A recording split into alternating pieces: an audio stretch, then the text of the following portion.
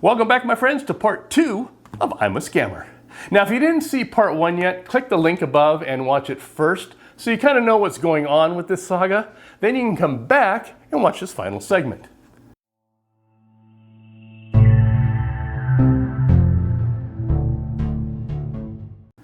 Now, as always, I'm Uncle Brian with Woggers General Services in Las Vegas, and as you saw in part 1, I was accused of being a scammer, an idiot, stupid, and screwing someone. So where does this story go? Well, I ended the last segment with the water heater still sitting on the stand in its temporary location in the garage. Now, it had been coming up on 2 months without it being completed because the homeowner, well, he was an idiot. So, did it get finished? And if so, who completed it? And what did the owner get charged after it was all said and done? Well, before I go into that, let's throw a little more drama onto this property. So after wrapping up part 1, the pool pump at the same house broke down. Now, who knows how old that pump was? Because I've been working on this house for 10 years, and it had never been replaced in that time, so I know it was at least 10 years old.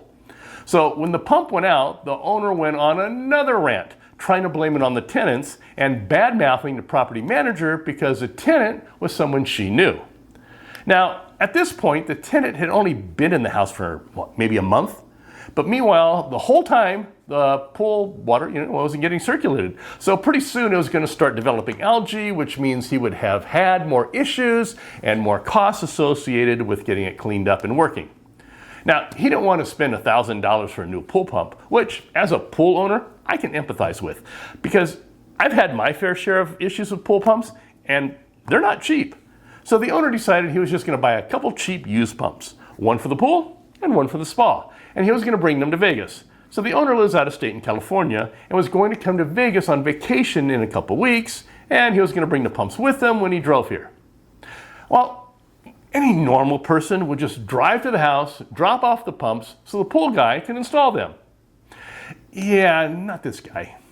Now, he thinks he's so entitled that he wanted the property manager to come to his hotel, pick up the pumps, and then take them to the property.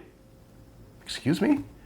He felt that the property manager should take time out of her weekend, that's right, it was a weekend, to drive down to the strip, pick up the pumps, and then take them to the house, free of charge. So spend her time, her gas, her weekend, and do it all for free. This would encompass, well, probably around 60 miles and an hour and a half of driving for her, not including the time loading the pumps up from him and then unloading them to the backyard at the property when she got there. And when she said she wasn't available to do it, he seemed upset that she wouldn't do it or get someone to do it for him. So now this is where I did something I can't believe I did. I told the property manager that since we had a job that was going to take us right past the hotel he was staying at, that I'd go ahead and pick up the pumps from him. And then we dropped them off at the property. What's wrong with me? That's rhetorical. You don't need to answer that. I mean, after all the crap that I don't want to lower myself to this level. So after all the crap that this whiny little bitch said about me, hey, it's a lot nicer than I wanted to call him. So after all his insults, I still volunteered to pick up the pumps and deliver them to the property at no cost. Would a scammer and someone that was screwing you over offer to be that nice? So yes, we did pick up the pumps from him and we did drop them off at the property. So I may not be a scammer or screwing him, but apparently I'm an idiot. Well, the pool vendor then submitted a cost to swap out the old pumps with these new used pumps and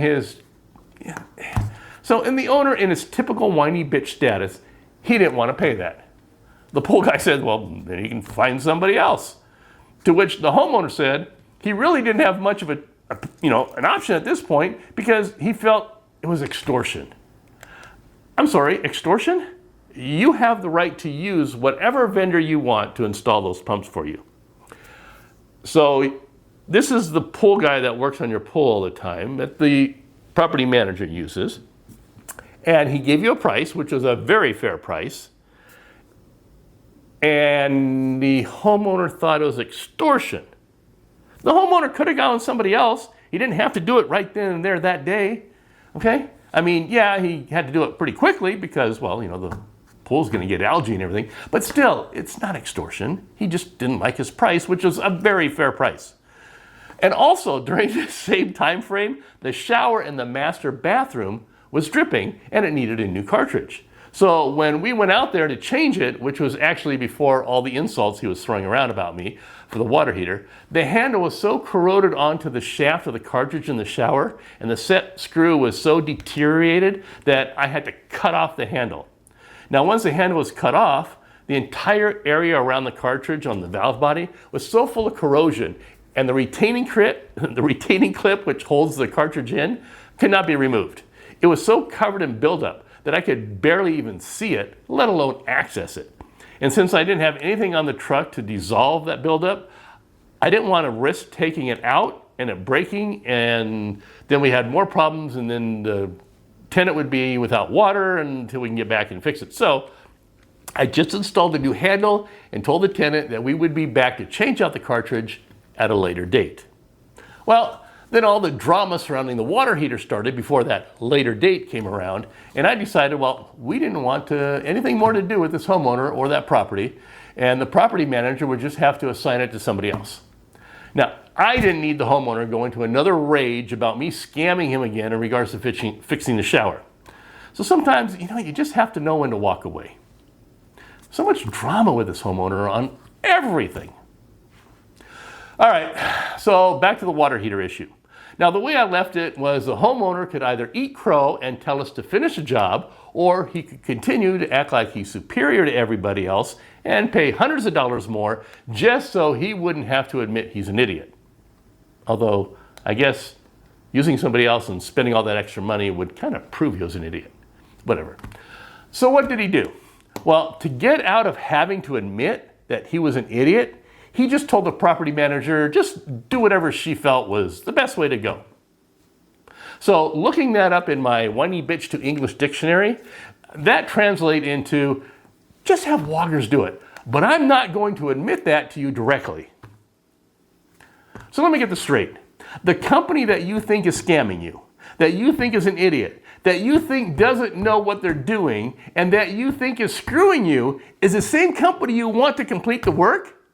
If you truly believe that a company didn't know what they were doing and was scamming you, why would you want them to continue to work on your property? Oh, I get it. It's because you were talking out of your ass like an idiot. Sorry. All right, now the big question. Did I agree to finish the job? Well, I already said I wasn't going to work on this property longer because of the homeowner. So what did I do? Well, before I tell you what I did, if you like the content I'm putting out there, besides this ranting, go ahead and tap on that thumbs up like button down below and subscribe to my channel. It doesn't cost you anything to subscribe, and I won't try to scam you out of anything, I promise. It just lets me know that you like my videos, and it goes a long way in helping me create more content for you. Hey, appreciate it. Thank you. All right, so what did I decide?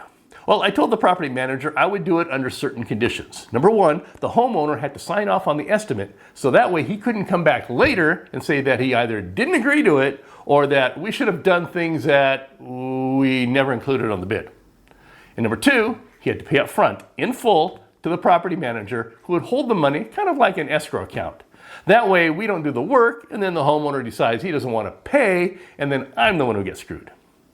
Now, he did pay the bid up front in full, but like the jerk he is, he didn't sign the estimate. Oh well, just have to pick your battles, as long as we get paid. So the work was completed. We patched the platform, we relocated the water heater from the temporary location back onto the platform, got it all hooked up, expansion tank included. We fixed the vent tube for the HVAC system so that the 3-inch exhaust flange went inside a 3-inch elbow, which then went inside a 3-inch tube, which in turn went inside another 3-inch elbow that transitioned to a 4-inch adapter and then a 6-inch adapter into the ceiling exhaust Y. Whew, that was a mouthful. All right, now I did have to locate the water heater further back onto the platform than it originally was, just so that there would be no more issues with the clearance for the HVAC vent that they had before. Now, this meant that I had to install a longer gas line to reach the water heater in its new location, as long as longer water supply lines. But I already, figured that I need to do that, so it was already included in the estimate. Now, so everything was brought up to code, and I left all the parts for the recirculating system in a box just in case the homeowner decided he wanted to have it reinstalled at some point in the future and didn't come back on us saying, well, we shouldn't have thrown it out. Now, if you wanted it installed in the future, that of course would be by somebody else. So in the end, the water heater was replaced and correctly installed up to current code. The vent for the HVAC system was installed correctly. The shower cartridge got replaced by somebody else. And the owner had to pay about another $75, I think, or more, to use the other company to finish it up because, we didn't want to do it. The pool pumps got replaced. So everything got fixed. We didn't deal with the pool pumps and the cartridge, but so what did it cost for everything as far as the water heater goes? Well, we still had the original $1,277. Then to finish it up, it was an additional $1,450.71, which included the following. The platform repairs. That was removing the water damaged drywall on top of the platform, treating the areas with a mold inhibitor, installing new drywall, taping, mudding, sanding, and painting it. And yes, we put drywall back on there, not plywood, in order to save some costs and to avoid more ranting from the homeowner because, we went over and above the estimate. All right. Plus, the new water heater was in a spill pan now anyway, so it's not like there should be any future water damage from a leaking water heater. We also installed some seismic straps, which are required by code, a drip pan with a drain pipe from the pan to divert any water in the future that might leak, new water supply lines. Now, this included removing the old sweated-on copper lines that were crimped, install some male adapters onto the wall stub-outs, and then some new stainless corrugated lines from the stub-outs to the water heater nipples. There was also the TPR drain, which was reconstructing the old CPVC stub out on the wall with a new male adapter, a nipple on the TPR valve on the water heater, and then a line from the nipple on the water heater to the new wall stub out. Okay. It also included the expansion tank installation with all the fittings, the exhaust vent tubes for the water heater, and correcting the vent for the HVAC system, which kind of was a pain in the ass. Then it also included relocating the water heater, which means we had to drain it again from its temporary location on the stand, disconnect everything, move it from that temporary stand back onto the platform, hook it all up, get it all running again. Plus, it included removal of the recirculating system and capping off the lines, replacing the shutoff valve on the cold water inlet, and finally a longer gas line and longer water line since the water heater in its new location was further from the gas line and the water stub. So the total for the water heater and all damage repairs was $2,727.71. That's still over $900 cheaper than it would have cost a homeowner if he went with another company for all the same items. So I'm sure the homeowner feels he got screwed by everybody involved, and who knows how, long those used pool pumps will last. But if they go bad, I'm sure he'll try to blame the tenants again, or the installer for probably installing them wrong, or maybe the property manager for using that installer, or maybe even us because, we obviously must have done something to them after we picked them up from him and on the way to drop him off at the house. So it's easier for people like that to blame everybody else instead of accepting the fact that things break down over time and that buying used items like the pumps won't last as long as new ones. Also, to get stuff done right, you end up paying a little more sometimes. Now, you can find cheap parts and cheap labor everywhere you look, but then you get, cheap parts and cheap shoddy work done. I mean, look at how the HVAC system was hooked up. Look how bad that was. Now remember, cheap ain't good and good ain't cheap. And when it's a rental property, I know you don't want to spend a ton of money, but you have to make sure it's done right and it doesn't create an unsafe situation. All right, that's it, my friends. Just because someone called me a scammer doesn't make me one. Because we always strive to do it right, do it better, and so we get so much work from this property manager. We give her great rates. That way no one can ever say we overcharged them or screwed them. Well, they can say it, but that doesn't make it true. So whether you have a rental property or not, I wholeheartedly encourage you to shop around for a good price. Just make sure to compare what you're getting also and make sure you know what kind of work you're getting done. Saving a couple dollars up front may look tempting, but if it isn't done right and fails prematurely because of poor workmanship or ends up causing damages or injuries, then those couple dollars you saved will cost you many folds over in the long run. So thank you for watching and listening to this drama. And now you can watch some better videos of mine that aren't so gloomy. I'll link them over here in about a minute or so. And before you do that, if you like the content I'm putting out there and you haven't already done so, please go ahead and hit that thumbs up like button down below and subscribe to my channel. And now would be a really good time to do that. I'll wait. Go ahead. Thank you. You can also click on the link down below for some Woggers Way merchandise. And if you want to win some of our merchandise and get it for free, go to our website to learn how. I'll put a link to it below also because, well, apparently I like links. Also, if you're in the service trades and you've had some crazy interaction with clients, drop a comment below and we can all enjoy it and laugh. Hopefully it's laughable now. And if you've had a poor experience with someone working on your house, if you're a homeowner, be it a plumber, an electrician, a pool service company, or any other service company, tell us about your experience. Hey, there's those videos I talked about. All right, once again, thank you for watching and supporting my channel. It's greatly appreciated. And this is your Uncle Brian saying, I'll see you in my next video. Like one of those. Bye now.